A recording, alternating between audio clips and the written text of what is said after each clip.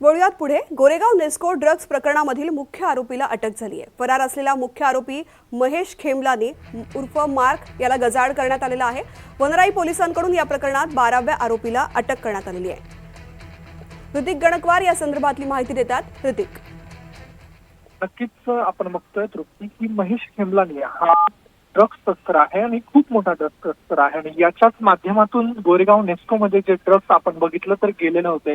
जवळपास याच माध्यमातून हजारोहून अधिक एचटीसी गोळ्या ज्या आहेत त्या पोलिसांनी देखील पकडलेल्या आहेत आणि जिया जेकबचा हा लिव्ह इन पार्टनर आहे. जिया जेकबच्या माध्यमातून हा महेश खेमलानीचा पत्ता लागल्याचा पाहायला मिळालं. मागच्या काही दिवसांमध्ये अशा देखील बातम्या सुरू होत्या की यानं हा देश सोडून फरार झालेला आहे.